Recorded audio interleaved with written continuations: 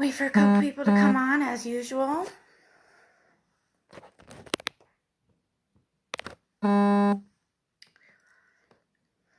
Hey, Beth.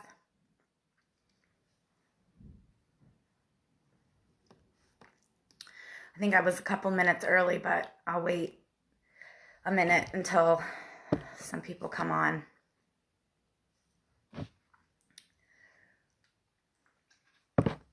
This wave thing is cool. I just waved at you.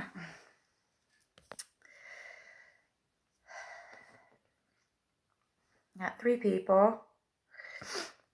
I'll wait till I got 5 or 6 and then I'll start.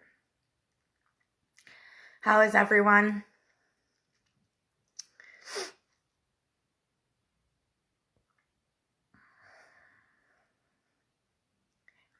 Hey, Jamie.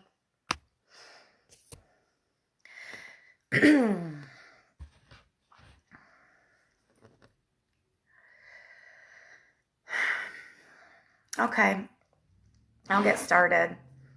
Welcome back to Factor Live. I took the weekend off for Easter and to reflect on some things. And I'm going to do a topic tonight that I really was trying to avoid doing. I'm just going to be honest. I really didn't want to do this topic because I don't have a lot of training in it. But I feel like it's pulling on my heart that I need to do it right now. So we're going to do grief and loss and recovery. And I reached out to Rigel Recovery, my friends at Rigel Recovery, for some help with this one. Even though I have had some training, I really wanted some help with it. So I got some material from my friends at Rigel. And this is a hard topic right now. But it's absolutely essential that we talk about grief and recovery right now. It's absolutely essential. And for you all to know that you're not alone. Hey, Cassie. Hey, Kathy. Also, not just losing a loved one in recovery, but losing any fellow recovering addict is grieving for all of us, and it's hard for all of us. And there are many different things that we can be grieving from. I had to go through the entire grief process when I lost my children. Even though they haven't passed away, it was still a process of grieving for me. I also went through a grieving process for the loss of my drugs, because that was my main coping mechanism for so long. It felt like I lost my best friend. So whether it's a job that you lost, or like I said, your drug of choice, or we're dealing with something like loss of someone in recovery or loss of a loved one. As much as I don't like this topic or want to talk about it, we have to talk about it, and we need to do it together right now. So we're going to talk about just briefly the 5 stages of grief, and then we'll talk about some tips on how to deal with grief and recovery. Mariah says my biggest struggle since my mom passed away. And I think, Mariah, you're right. It's probably, if we don't talk about it, it's probably a lot of our biggest struggle, but it's not a topic that we're used to discussing out loud.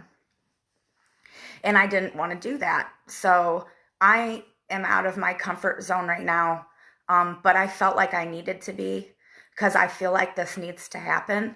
So just bear with me, because this is a hard topic for me as well.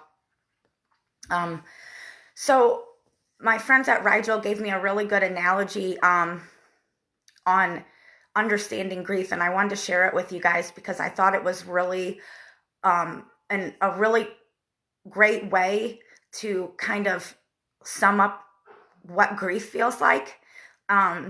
So I'm going to read what the analogy is and kind of try to explain it to you guys, because I think it hits the nail on the head as to how we're feeling going through the grieving process. And then later on, because I lost my brother in 2006, and sometimes I still feel that pain. So I really like the way they describe this. So I'm going to start off with that analogy. Thanks, Kathy. So the analogy is that if you draw a box and then draw a ball inside of the box, so a circle inside of the box, and the ball is your grief. And on the side of the box, on the side of the box, there's a red button. So the ball's the grief, and on the side of the box that the ball is in, there's a red button. In the beginning, the ball is huge inside of the box. You can't move the box without it hitting the red button. And the red button is how you feel, or your pain is triggered. It rattles around in there and it continuously hits the button. You can't control it. It keeps hurting, keeps pushing on it. And sometimes it seems like it's unrelenting. Over time, the ball shrinks. But every now and then you still feel it. It still hits the button. Maybe you see someone who reminds you of your loved one, or a certain song plays on the radio and you remember what you lost. Or maybe it just comes out of nowhere. But the ball gets smaller and the hits are fewer and further between. For most people, the ball never really goes away, but it does get a lot smaller. It might hit less and less and you will eventually have more time to recover after every time it hits. It's like waves of sadness, or out of nowhere you feel it and you're wondering later on, or years later even, why am I feeling this? Why does it feel just as painful as in the beginning, these weird times? But that's normal, because there's no right way to deal with grief.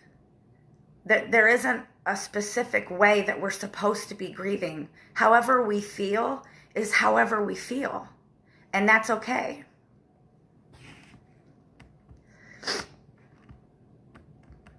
It can take a lot of time for the ball to shrink, and you shouldn't feel rushed and try to get over it quickly.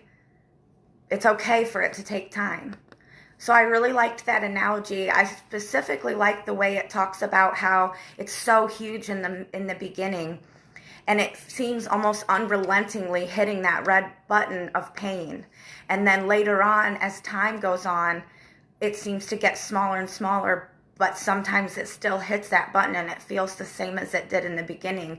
And I like that because I think it makes me even understand why sometimes out of nowhere, I still feel the pain and the loss of my kids like it was yesterday, or the loss of my brother like it was yesterday. Nothing specific happened in my life. It just out of nowhere hits me. So I really like that analogy, and I wanted to share it with you guys because I'm hoping that you will get as much out of that as I did. I also wanted to say that there are so many different ways that people deal with grief, and I know that some of you might be wondering, am I supposed to feel like this? Or you feel like what you're feeling is wrong, or the way that you're handling it isn't the right way. And there is no right way, like I said before. Whatever you're feeling is right. Anything that you're feeling is right, because that's what you need to go through. And however you need to go through it is how it should be. How I deal with my pain and grief is not going to be the same as how you deal with it, but it doesn't mean that either of us is wrong. So the 5 stages of grief. Cassie says, I've been struggling with a loss even though the person is still alive. I almost feel like this is harder for me personally. I understand that completely. Like I said, there's so many different ways that we lose things. There's so many different things in our life that we need to grieve for. And one of them can be loss of an individual living. And I've been through that pain. The first stage of grief is denial. Saying to yourself that this can't be happening. Individuals will refuse to accept the fact that a loss has occurred. They might minimize it or outright deny the situation. It's suggested that loved ones and professionals be forward and honest about the loss. And that can be hard because we don't want to believe it to be true. We don't want to believe it's the last time we're going to see someone, or the last time we're going to feel this way, or the last time we're going to do this drug, or whatever it is that we're grieving. We want to believe that we're going to be able to see that or have that or feel that again. So denial is a very real part of the process. And it was for me. I spent years in denial, grieving over the loss of my kids, really just staying in the denial stage, not sharing my expression with anyone, explaining to anyone what was going on, or that I wouldn't ever be able to see them again. Hi Billy. Billy says I had a hard time accepting my loss. Oh, that's Jamie. Your phone broke. Yeah, acceptance is the first part, and it might seem like something we don't go through, but it is. The denial part is real. It's very real. Beth said, I denied my dad passing for about 7-8 years.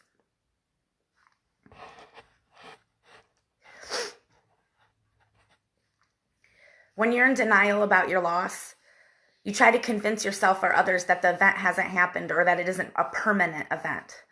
You know the facts, but you might not accept them.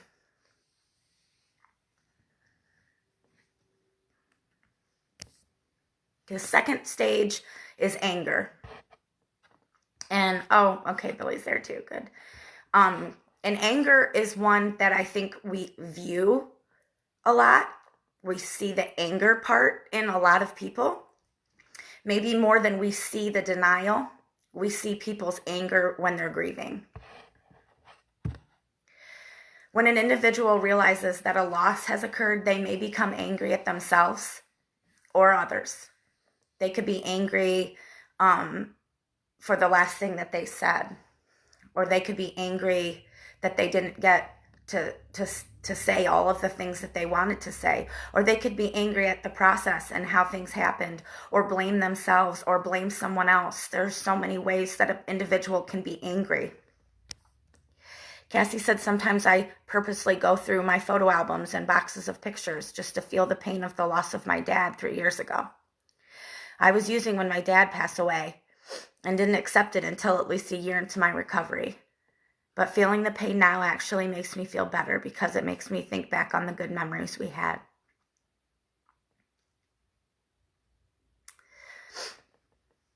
Yeah, I was in jail when my stepdad died, and he never,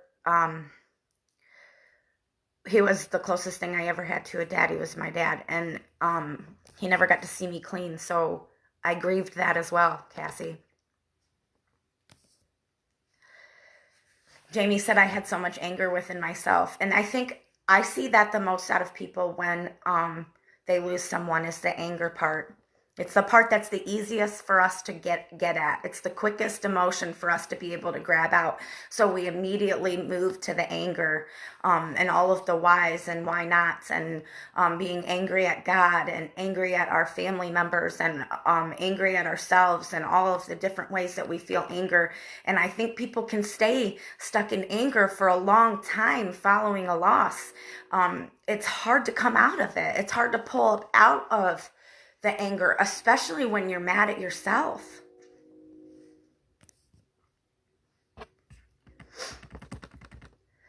The third stage of grief is bargaining. And I've done this one. I will do anything to change this. In bargaining, the individual may try to change or delay their loss. For example, they may try to convince someone to return after a breakup, or search for an unlikely curse or way to bring someone back, or try to trade themselves for someone else. I don't know how many times I spent on my knees asking God I will do anything if you could take back the decision I made, even though I know it was the right decision. I will do anything to be able to go back and change my mind. I will do anything to bring my brother back. I bargained a lot, and I never got anywhere. He never let me win. God never let me win those bargains. Claudia said, I denied that Grandpa was gone, then angry because it shouldn't have been him. As awful as it sounds, I wanted it to be someone else who wasn't around instead of him, who was there for everyone. And that's bargaining. Perfect timing for that, because that's bargaining, Claudia. Monica said, I got a lot of anger because due to my actions, I was in prison when my mom passed away. Angry at yourself, which is common as well, especially those of us in recovery. Being angry with ourselves when we lose a loved one, those of us in recovery, is hard to come out of, because we feel so personally responsible for all of the things that we've done that we can't undo, all of the amends that we didn't get a chance to make yet. That anger can last a long time. And although I don't want any of you to feel angry, it's not wrong for you to feel that way. It's okay. Frankie says, I keep saying that they didn't help Angie like they should have. They didn't try their hardest. And that is part of the grief process that you're going through. Being angry at the system. Being angry at the coronavirus right now and the breakdown of treatment. And that anger isn't going to change anything, but it's okay to feel that way.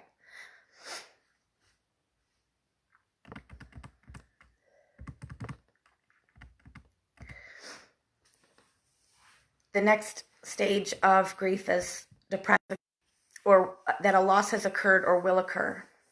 The individual may isolate themselves, spend time crying and grieving. Depression is right before acceptance, because the individual has come to recognize their loss. So if when we're describing these stages of grief, if you can think back or wherever you're at right now, most likely you've been through some of these, or you're in one of these stages right now. And I can remember going through all of these different stages. And I can remember specifically going through the depression stage and not being able to get out of bed, and finally realizing that this was a loss that I wasn't going to be able to get back. And I stayed in depression probably as long as I stayed in the anger phase. But when I came out of the depression phase and worked through it, it brought me to the final stage, which is acceptance. Acceptance is understanding that it's going to be okay. The individual will come to accept their loss. They understand the situation logically, and they've come to terms emotionally with the situation. Now, coming to terms emotionally with the situation doesn't mean that you're not hurting. It doesn't mean that you're not sad, and it doesn't mean that you're not missing someone. It just means that you've understood and accepted that it is what happened, and that there is no way to come back from that, but that there's a way to go forward. So accepting doesn't mean that you no longer feel the pain, because the pain will always be there in some form or another. But acceptance is the healthiest part of the journey. And I want to say the faster we get through all the stages, the easier it will be. But time is not something that we get to decide. So however long you need to stay in each stage is however long you need to stay in it.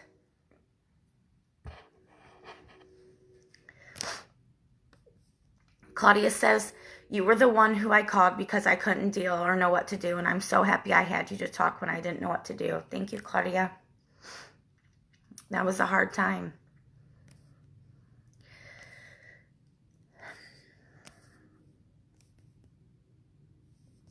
Talisa said, with my daughter's boyfriend committing suicide, as bad as it sounds, I was angry with him. You know, that's not as bad as it sounds, because I hear that a lot. A lot of people do get angry with the person that's passed because why didn't they do this, or why didn't they do this, or why didn't, it's part of the process, it's part of it. Jamie says, I always find myself asking God why I'm still here, why I deserve recovery, and he didn't. I always find myself asking who chooses who gets recovery and who doesn't. What isn't clicking and what can I do to help? And it's hard standing in the back watching everything from afar. Tell me about it. And that's another thing, Jamie, I'm glad you brought that up, because sometimes I grieve the loss of people in recovery. Not people that passed, but when someone relapses, sometimes it's a grieving process for me, like being angry at myself for not doing enough, or bargaining, or depression after something.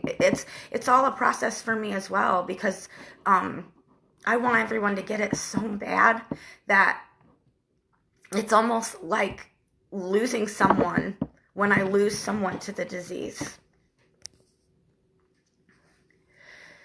Craig says, I've dealt with a lot of loss in my life, and honestly, the best way I've found for me to deal with loss is to not fully let people all the way in. Craig, that is not healthy. I'm just going to be honest. I mean, I know that sounds really good, but that's doing a whole lot of stuffing in, and eventually that's going to catch up to you. And not being able to let other people in is going to hurt you later in your recovery when you need someone. When you need someone to really open up to and talk to, and you haven't let anyone in, you're going to not have anybody to find. And so, and I wasn't trying to be rude, but that's, I want you to try to work on that, because even though it hurts, the loss and the grief hurts, we have to still love with our whole hearts. It's hard, but we have to, because if we don't feel that or have that, the closest thing that we have to loving someone with our whole hearts is the euphoria we felt in addiction. And I'm not going back to feel that. So I want to feel the full love of a friend or a loved one or someone in my life. So you've got to work on opening up.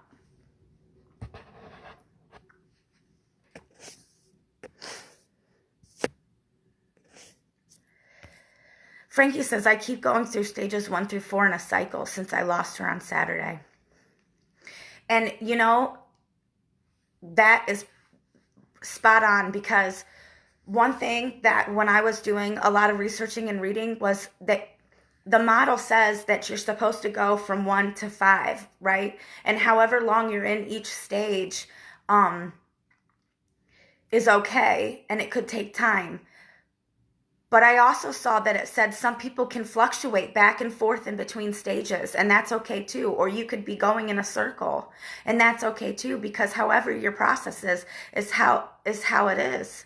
So it's perfectly normal for you to be going through 1 through 4 over and over again, from depression to anger to bargaining to denial and back around again, because that's a process that's helping you heal. Just the fact that you're voicing it, that you acknowledge that you're going through it, means that you're working through those, maybe even for a short period of time. If you're working through those and going back, cycling through, you're still going through those stages, and it's still a healthy way to deal with it. Kathy says, oh my gosh, I would internalize relapses with people and would consistently ask myself what I could have done differently to help someone. I get it. I understand that completely, because it's something that I do go through. Not as heavy and hard as I did in the beginning. Last year, Kathy will remember, I lost someone that I was working with, and I went through the grieving process with that person, and I really felt like I could have done more for that person, even though I know now that I couldn't.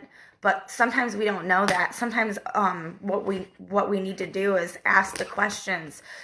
If there was, asking ourselves, was there something that we could do? Was there something that somebody else could do? Because asking those questions was what helped me get through the anger and the depression. Asking those questions was what made me later able to answer those questions for myself, and it made it easier for me.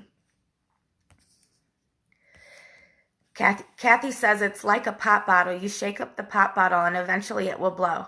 You have to open up or the pressure will make things worse. Exactly. That's a really good analogy. I'm probably going to use that. It's good. Beth says it's the hardest thing, but we have to remember it's not us, it's the disease. And as long as we try our best, that's the best we can do. So now that we've talked about the stages of grief and we're trying to really process and understand what we're all going through, what you guys are going through, we'll talk about some ways to deal with it. Some ways to deal with the grief. And I know that right now for some of you, these are going to be hard to think about. And you're not going to want to do them. But you will eventually. Eventually it will get easier and you will want to do some of this. So we're going to discuss it so that when that time comes and when you're at the place where you'll have this information. Number one is acknowledge your emotions. Everyone deals with pain and loss in different ways, but it's crucial that you acknowledge what you're feeling and why. You may feel sad, depressed, angry, hurt, confused, or any number of emotions.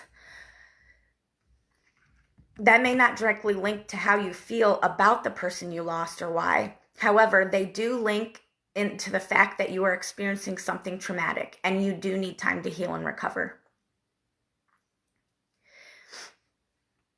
So we need to acknowledge our emotions. We need to understand what we're going through and why. For every loss, for the loss of a pet, for the loss of someone in our program of recovery, in our drug court program, in our community, whatever the loss is, we all have emotions about it.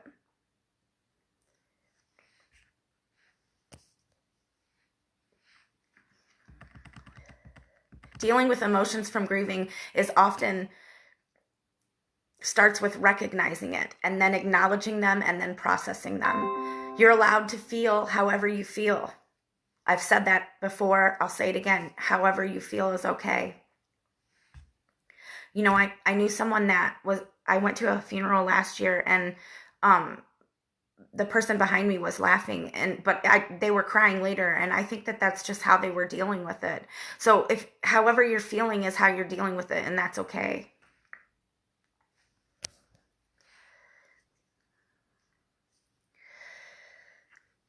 Number two is talk about your pain, because you don't have to grieve alone.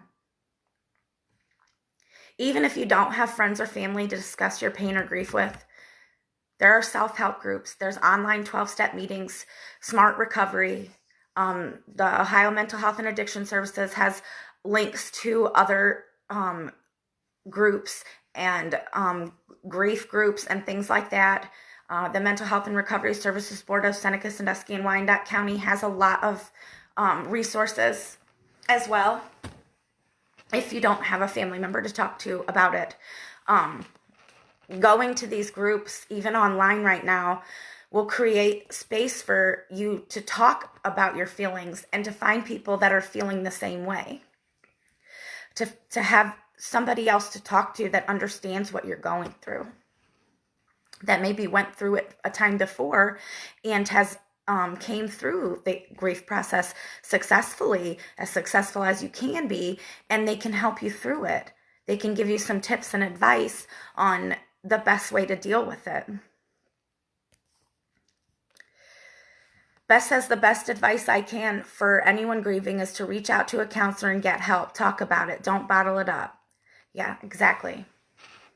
Talking with your friends and family who know the person you lost is always better as well, for the sole reason that you can share experiences with them, good things and bad things, that people that don't know that person aren't going to be able to understand.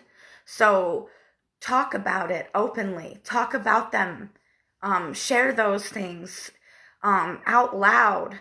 with the people that know that person, that love that person, because you will be helping them just as much as talking to them is helping you. You have no idea the power of words and what you say can have, what type of effect it can have on someone. Just sharing something like that. Talking with someone is such a huge healing technique. Being able to share that hurt and acknowledge it with someone who feels the same way is also good. It's just, it's easier together. I say that about everything. It's always easier together, especially those of us in recovery, because when you're in recovery, I'm not saying that the grief pain is any harder, but how we handle it is different than people not in recovery. We handle our emotions differently. We cope with our feelings differently. So although we may be feeling the same amount of pain as someone else, the way we handle it is going to be life or death for us. So it's important. It's extremely important for us to feel those emotions and talk about them. Connie says, I think the more you talk about it, the better you're going to eventually feel. I agree. I do. Okay, number 3 is talk about your cravings. Negative emotions almost always act as a trigger for cravings and even relapse. If you're experiencing strong emotions, including grief, sadness, anger, isolation, feeling like giving up, you will experience cravings. That's a normal feeling to have when you're in recovery and you're dealing with grief. Many people start using because of this, because they're self-medicating. They want to feel better, so they go back to what they know. When you feel sad and are experiencing grief and loss, your body will not be able to produce, and it will be producing a lot less serotonin and dopamine. Because you're in depression, you're grieving, you're going through all these feelings. So we already have a hard time producing those things. So grieving is going to make it even harder for us. So we're going to be feeling cravings. Even if you've been clean or sober for some time, you might experience sudden and strong cravings. It's really important for you guys to understand that. It's really important to acknowledge that, okay? Because going through something as severe as a loss is going to trigger things in your body that you didn't even know was still there.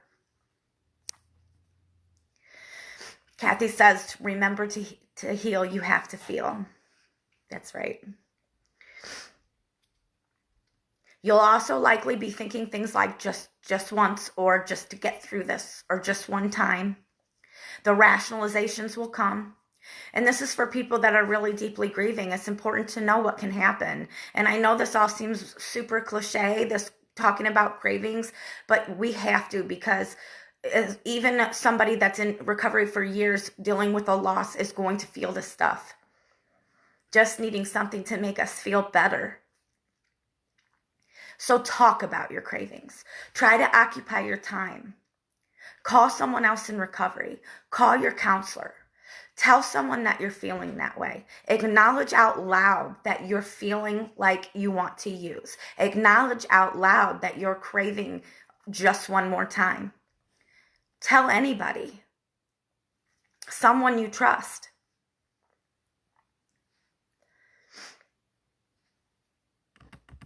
Talking with someone even for 15 minutes can distract you long enough to let the craving pass. Jamie says, when you decide to start the process, it's going to be the hardest thing you ever go through. My loss took a part of me with it. I have no idea how to live a normal, sober life anymore. I thought my life was just a ticking time bomb, a waste of time.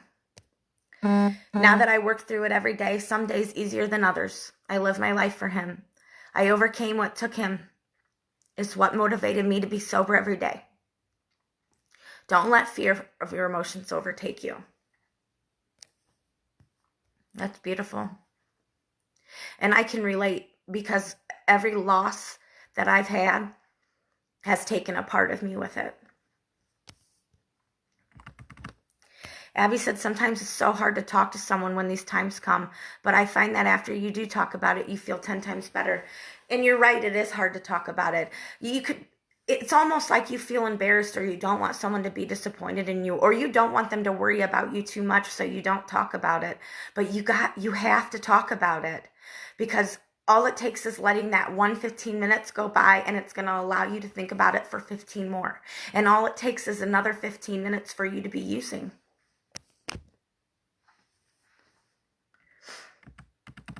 Number 4 is use your time creatively. I'm going to put 4 and 5 together. Number 4 is use your time creatively. And number 5 is do something for your loved one. And I think they can go together, because most people cope with grief and loss in different ways. However, most people greatly benefit from having a creative outlet or something to occupy their time, which they can use to spend time and energy on instead of focusing on feeling bad or their cravings. You'll have to spend some time feeling bad, but if you can pour negative energy into something creative, such as playing an instrument or a craft or building something or a sport or painting, it will help you process the grief. And number 5, doing something for a loved one can tie right into that. Getting closure isn't always possible, but you can build closure to the best of your ability. Taking the time to do something for your loved one can help you get the closure that you need. It can make you feel better. That could be cleaning out their house if they're someone really close to you, and helping the rest of their family, or your family if it's your family. It may also mean doing something creative for them, drawing a picture or making some signs. I know I've seen people that lose loved ones, and they'll put in loving memory of and post them, or do a painting or some type of craft for the family, or put a bouquet of flowers together. Those are all really good ways to not only do something for your loved one, but also to use your time creatively and to help you block out those cravings when you're going through your grief process. If you have time to resolve things within yourself, then it will make it so much easier. It will be so much easier for you to get through. So I think those could go together. Billy says, my relationship with Carolyn is so important to me, and I trust her with everything. She has helped me so much in the process. I don't think I could have done it without her. That's really cool. That is really cool. I'm glad you found someone to talk to. It's important for everyone to have someone like that. Number 7 is to take care of your physical health. And taking care of our physical health is really important in recovery anyway. Most of the time when we feel bad, our natural instinct is to pamper ourselves, eat badly, and stay in bed, right? Eat ice cream and lay around. That's what I do when I'm depressed. So this is not actually the best reaction, because it prevents your body from improving your mental health, because your physical health is directly linked to your mental health. So if you have a good, healthy physical body, you're going to have a better chance at having a healthy mental mind. It also improves your blood flow, which will give you more energy. It'll help you create that serotonin and dopamine that you desperately need in recovery. Eating right also has really positive impact on your body. Those are all really important things. And I'm not always the healthiest. Like, I eat a lot of crazy food and I don't exercise hardly at all. But I know it's important. And when I need to, I do. Because I know that I will never have the best mental health without a good physical health. It's just, it comes together.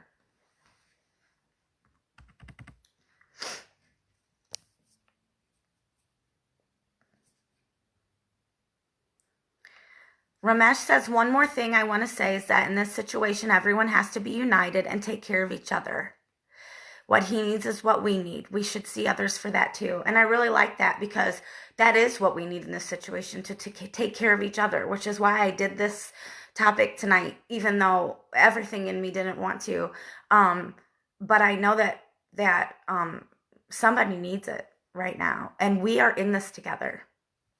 Everything that we do, we're in this together. This is a community that needs to be staying and sticking together. And whatever you're going through is what I'm going through. So, and number 8, and the final tip for dealing with loss and grief is take care of your mental health.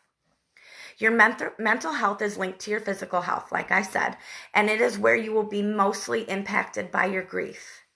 If you can take a time to meditate or practice mindfulness or use that Calm app that I have been telling you guys about, or the YouTube meditations to find some peace, or spend some time in some of the support groups, the Zooms and the support groups on Facebook right now, and talk to a therapist or a counselor if possible. I think it's really important, if you're struggling right now and you're having a really hard time dealing with your grief, that you need to get on the phone and talk to a counselor. We have telehealth right now, so you don't need to leave your house. You can call and have an appointment over the phone with a counselor, and that might actually be better for you. Some of you have a hard time, actually getting out and going to places like that. It's hard to face-to-face talk to a counselor. So right now is a perfect time to do that, especially if you're struggling. If you're really struggling, call one of our mental health facilities, Rigel or Firelands, or you can text. We have a crisis line. It's 741-741, and if you text the word home, then a crisis counselor will talk with you and help you get the resources you need. So that's, you can text home to 741-741, and that'll be your crisis counselor here. It's linked to Firelands and to the Mental Health and Recovery Services Board. So it's just text. And I know some people like to text a lot more than they like to. I'm not like a big phone person, but I'm a big text person. So that's a really good way to be able to talk to someone in an environment that you're comfortable with. Grief is very often a form of trauma, and getting support for that trauma can help prevent it from being a trigger, from feeling those strong cravings, and from succumbing to those cravings. While everyone will deal with it in their own way, being able to work through the grief and the complex emotional responses is really, really important when you're in recovery. Recovering from grief and loss is a complicated process. Everyone's process is different.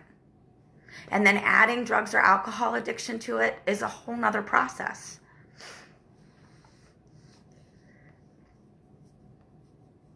So taking care of your mental health is extremely important. Know if you're struggling. Know if you are feeling cravings. Know if you need someone that you need to talk to one-on-one. Try to be in tune with your body and know and understand what you need.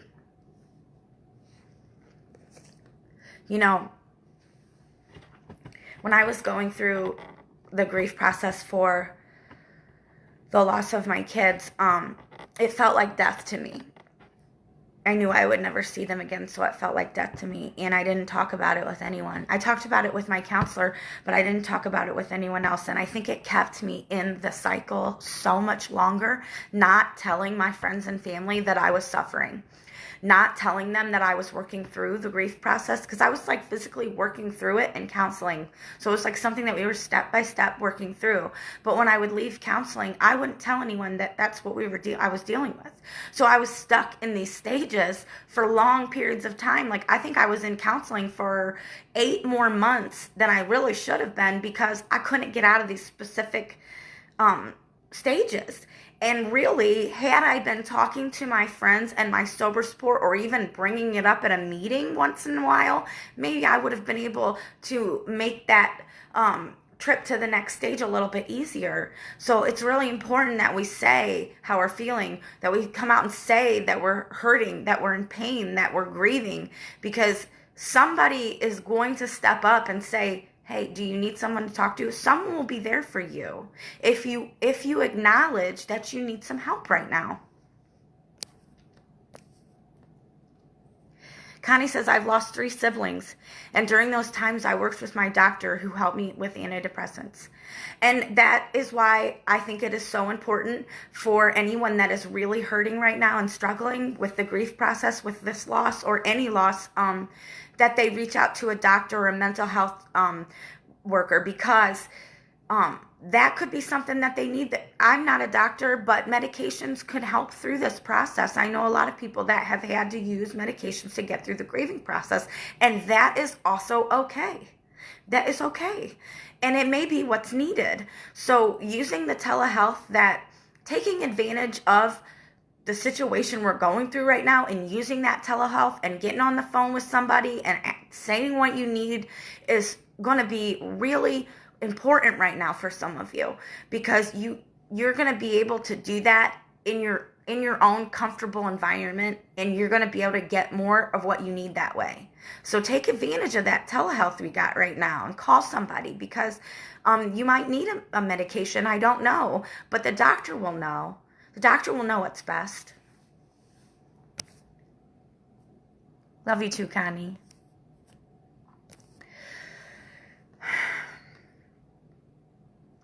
Well,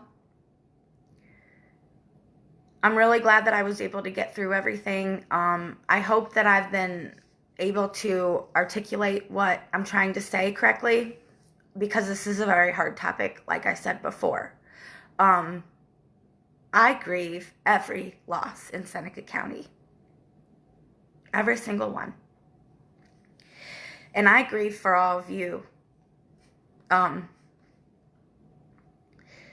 And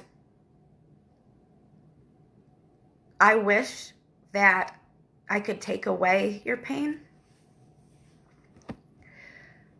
but that is not how it works.